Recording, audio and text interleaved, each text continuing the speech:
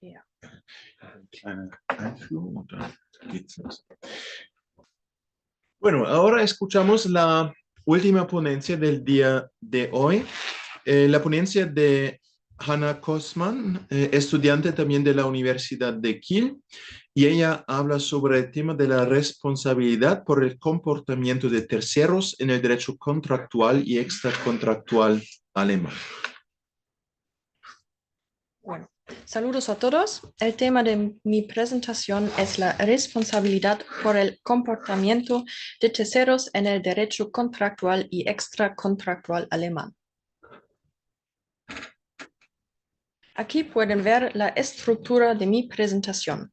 Para empezar, daré una visión general de la responsabilidad contractual y extracontractual. Para ello, presentaré la prueba de atribución junto con el fundamento básico de las reclamaciones en virtud del derecho contractual. A continuación, presentaré los fundamentos de las reclamaciones extracontractuales y el delito básico asociado. Explicaré los elementos individuales del delito con más detalle y utilizaré algunos ejemplos para facilitar su comprensión de modo que puedan reconocerse mejor las características específicas y las diferencias. También presentaré las diferencias en una diapositiva separada. Por último, hablaré de la competencia entre el derecho contractual y el derecho extracontractual. Se trata de la norma del derecho contractual alemán que prevé la responsabilidad por la conducta de terceros a través de la atribución. El parágrafo 278 del BGB establece lo siguiente: responsabilidad del deudor frente a terceros. El deudor será responsable de la culpa de su representante legal y de las personas a las que recurra para el cumplimiento de su obligación en la misma medida que de su propia culpa. No se aplicará lo dispuesto en el parágrafo 276.3 del BGB. Esta norma se recoge en la parte general del derecho de obligaciones y, por tanto, es aplicable a todo el derecho contractual especial, salvo que existan leyes especiales o prohibiciones de aplicación. El parágrafo 278 del BGB se encuentra sistemáticamente en las disposiciones sobre daños derivados de obligaciones contractuales existentes. Por lo tanto, el caso más común de aplicación es el siguiente. En una relación contractual, el deudor recurre a un tercero que luego comete un incumplimiento del deber. Esto causa daños al acreedor. A través del parágrafo 278 del BGB, el deudor es ahora responsable del incumplimiento de la obligación por parte del tercero cuyos servicios ha utilizado. Por lo tanto, el parágrafo 278 del BGB no es una base independiente para una reclamación, sino simplemente una norma de atribución que se utiliza al examinar una reclamación en los hechos del caso. Esto significa que una reclamación por daños y por juicios, por ejemplo, nunca puede basarse en el parágrafo 278 del BGB. La norma solo entra en juego si se establece que la persona contra la que se reclama no cometió ella misma una infracción del deber, sino que lo hizo un tercero. El parágrafo 278 del BGB se refiere a la persona que sirve al deudor en cumplimiento o es su representante legal. El principal caso de aplicación se refiere al auxiliar ejecutivo. Un auxiliar ejecutivo es una persona a la que el deudor utiliza intencionadamente para cumplir una obligación que le incumbe. No es necesario que exista una relación contractual entre el deudor y su auxiliar. La actividad también puede realizarse a título gratuito. El auxiliar ejecutivo ni siquiera tiene que saber que lo es. Por ejemplo, un sobrino puede pedir a su tía que lleve al comprador una bicicleta que ha vendido, lo que convertiría a la tía en auxiliar ejecutivo de su sobrino. Sin embargo, la aplicabilidad general solo existe si existe una obligación previa al incumplimiento del deber por parte del tercero. Esta puede derivarse de un contrato, una ley o un negocio jurídico unilateral. Por este motivo, el parágrafo 278 del BGB tampoco es aplicable en ningún caso en el derecho de responsabilidad civil, ya que la obligación jurídica solo surgía a través de este mismo incumplimiento de la obligación.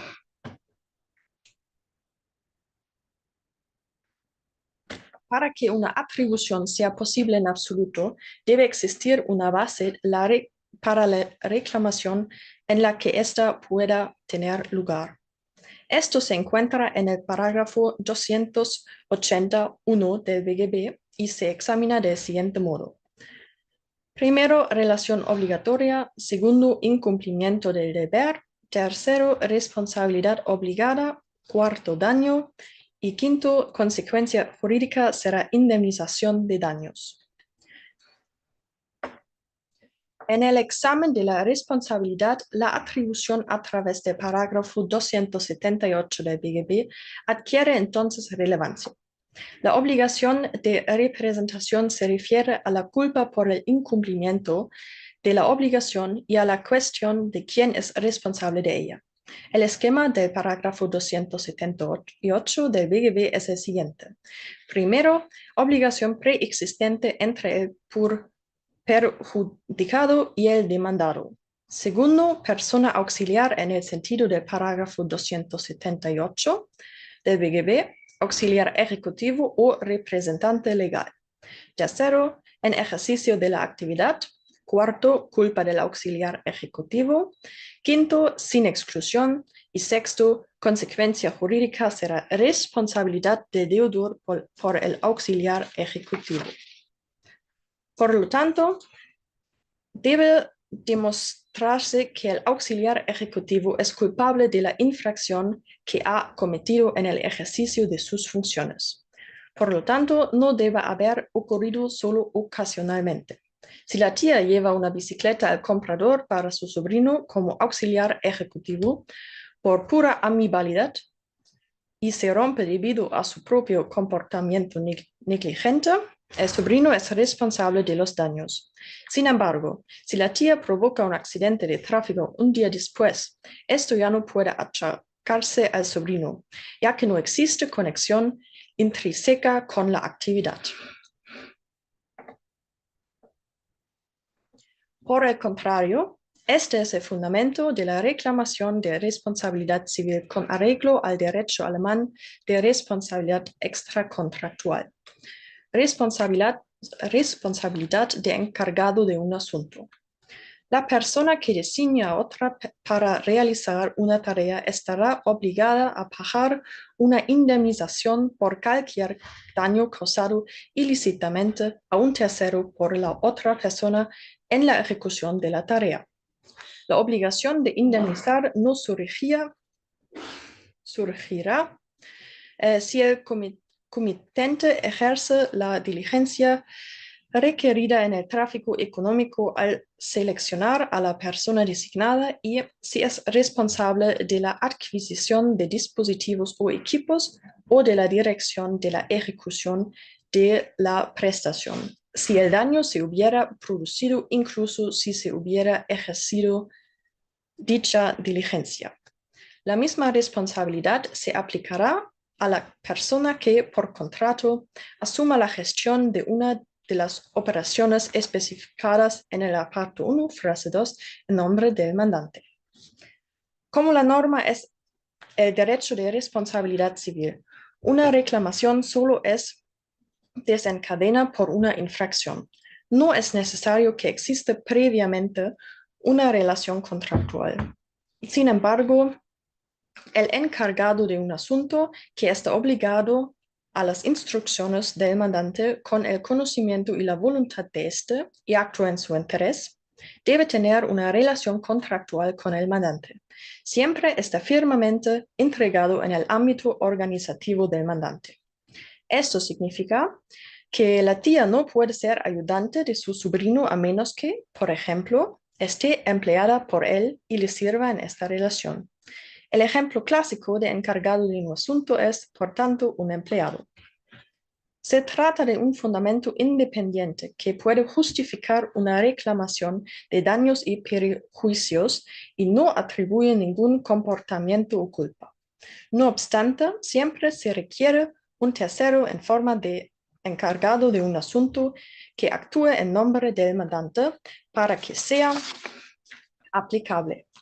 Una infracción de las obligaciones por parte del encargado de un asunto desencadena entonces la posibilidad de indemnización por daños y perjuicios a través del parágrafo 831.1 del BGB.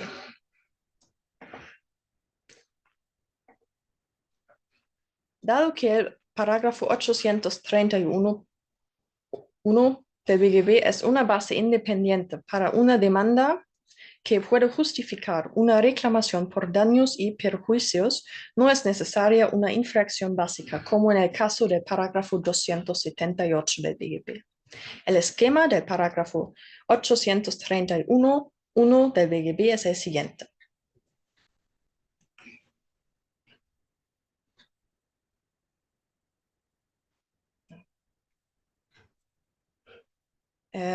Primero, infracción de intereses jurídicos. Segundo, acto de infracción. Tercero, causalidad creativa de responsabilidad. Cuarto, antijuricidad.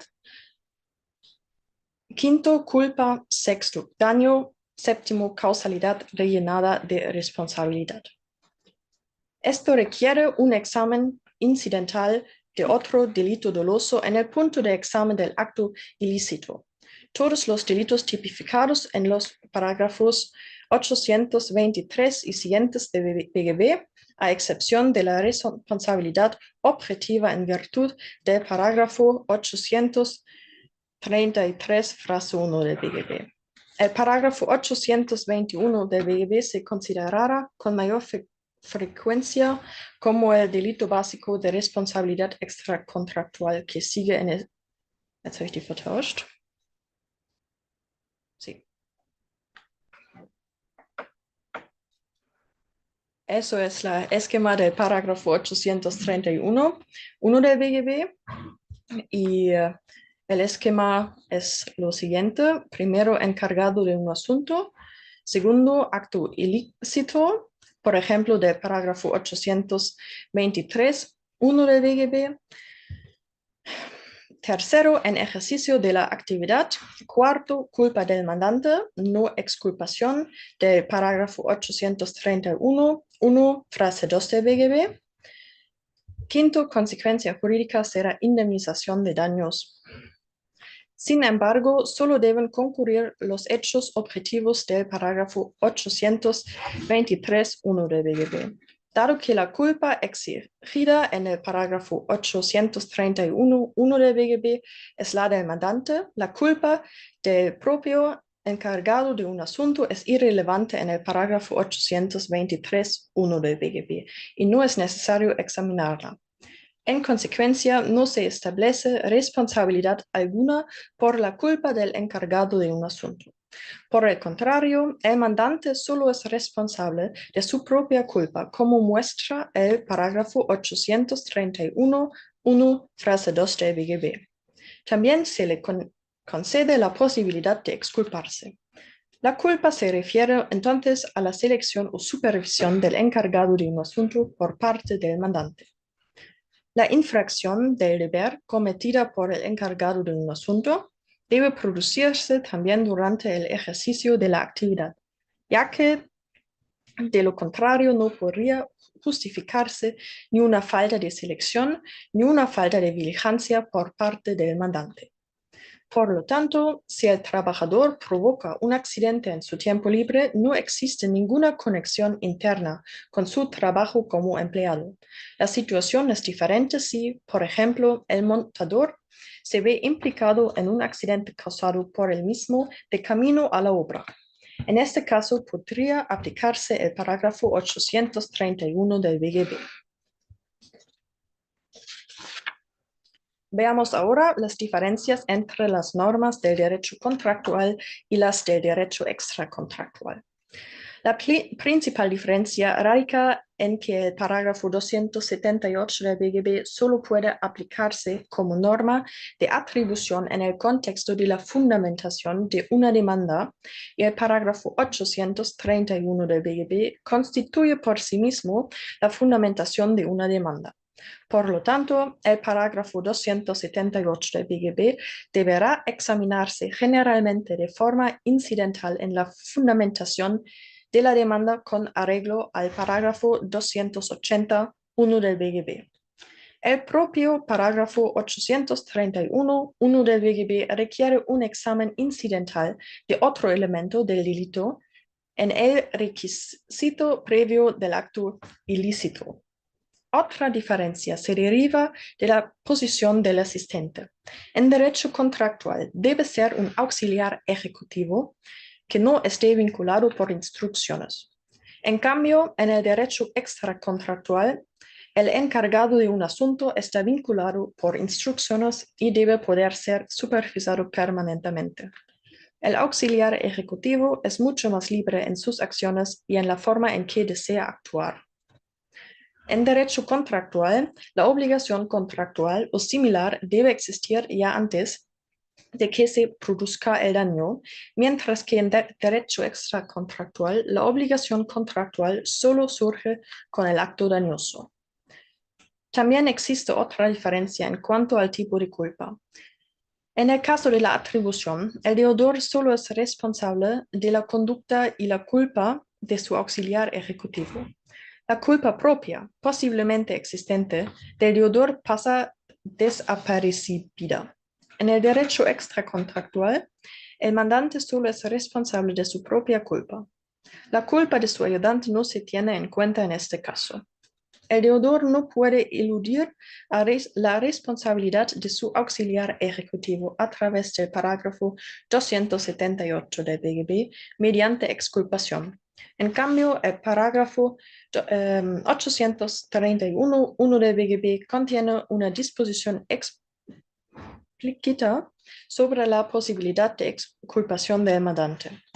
El parágrafo 278 del BGB y el parágrafo 831 del BGB también difieren en sus consecuencias jurídicas. La atribución contractual significa simplemente que esta atribución debe hacerse al deudor. El fundamento delictivo de la reclamación, sin embargo, da lugar a una reclamación independiente de daños y perjuicios, que se rige por los parágrafos 249 y siguientes del BGB. Por lo tanto, la responsabilidad extracontractual puede existir por sí sola, mientras que la atribución a través del parágrafo 278 del BGB siempre requiere una base asesorada y justificativa de la reclamación. Si dos reclamaciones se derivan de los mismos hechos y se dirigen al mismo interés, se plantea la cuestión de la relación entre ellas. Dado que el propio parágrafo 278 del BGB exige una base para una demanda, solo podría existir competencia entre el parágrafo 281 del BGB y el parágrafo 831 del BGB. Si se pueden afirmar ambas reclamaciones, es decir, si el agente es a la vez auxiliar y ayudante y el mandante es culpable, pueden coexistir.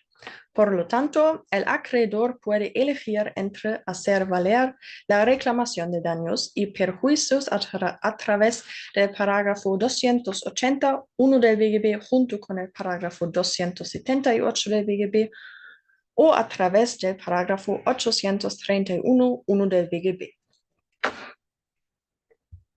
Sí. Hasta aquí se pueden ver mis fuentes y gracias por su atención.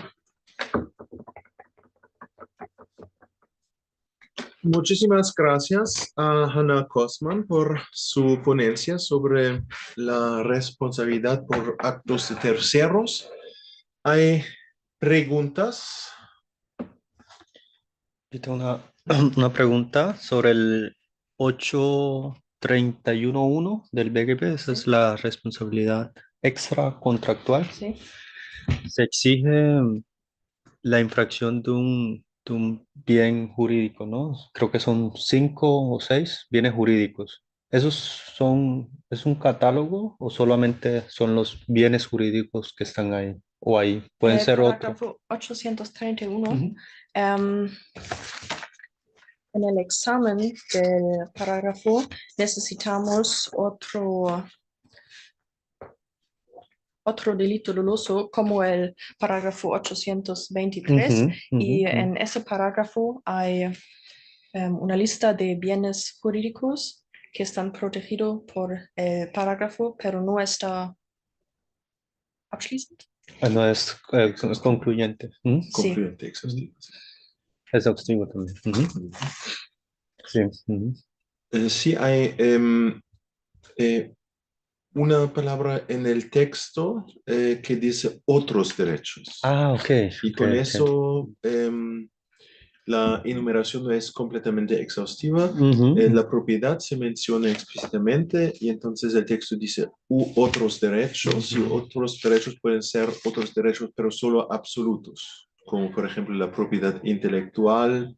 También el honor personal se considera como derecho absoluto, otro derecho absoluto. Ujú. Pues con esta palabra otros derechos, la norma está abierta a más derechos que mencionados explícitamente, pero tienen que ser derechos absolutos. Ok. Y pues el número de derechos absolutos que se reconocen en Alemania está limitado, por eso como consecuencia la norma es exhaustiva, la enumeración es exhaustiva, Ah, ok. Con pero bases en... pues no se limita a la propiedad como derecho, pero también se incluyen otros derechos. Mencionan cuántos, 5, ¿no? La vida, la propiedad. Eh, la, pues los bienes jurídicos son la vida, el cuerpo, la salud y la Libertad. libertad. Libertad. La libertad. Ujú. Y entonces la propiedad, ese es un derecho. Ujú. La quinta cosa que se menciona. Y entonces sexto, u otros U otros derechos. derechos. Ujú. Correcto. Sí, en este sentido, la responsabilidad extracontractual es más restricta que la responsabilidad contractual, donde también se protegen cualquier intereses. Sí, en Ujú. este sentido es más restrictiva la responsabilidad extracontractual. Más preguntas quizás.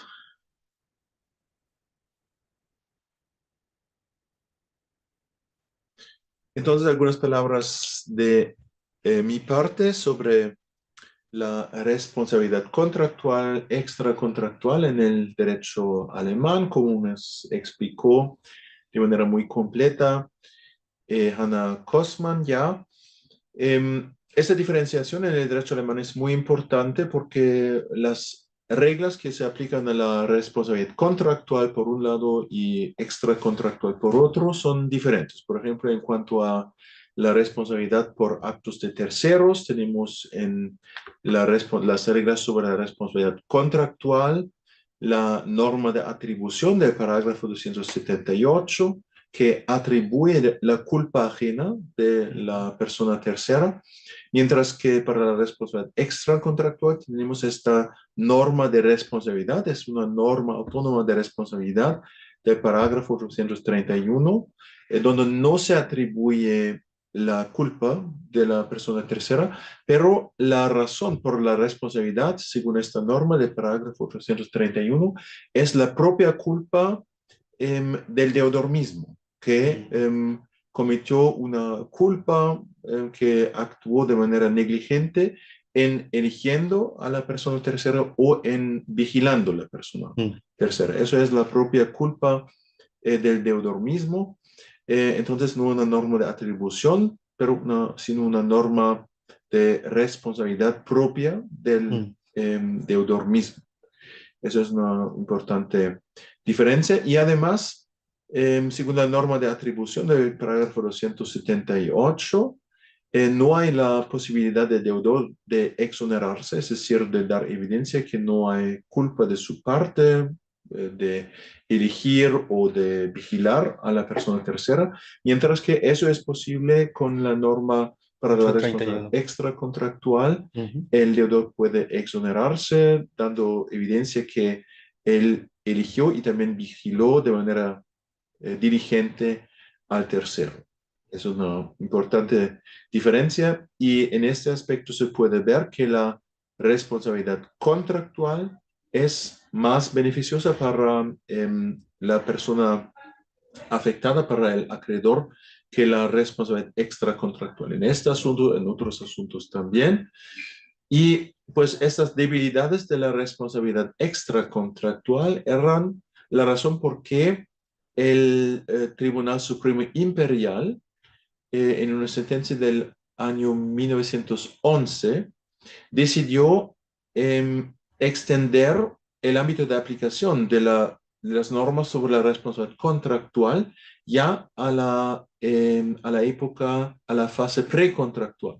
Y eso dio lugar a la figura jurídica de la culpa en contrato. Eso es una responsabilidad según las reglas sobre la responsabilidad contractual, que son más beneficiosas para el acreedor, ya en la etapa donde no hay un contrato, pero las partes se mueven frente a un contrato cuando las partes ya tienen una relación precontractual. Eso dio lugar a esas debilidades, esas diferencias entre las reglas sobre la responsabilidad contractual y extracontractual. Esas diferencias dieron lugar al desarrollo de esta figura jurídica Culpa en de la contrato. culpa en contrato. Eso se considera como responsabilidad contractual también. Y eso es, creo que es algo diferente en el derecho colombiano, donde esta responsabilidad precontractual se considera como extracontractual. Extracontractual, sí.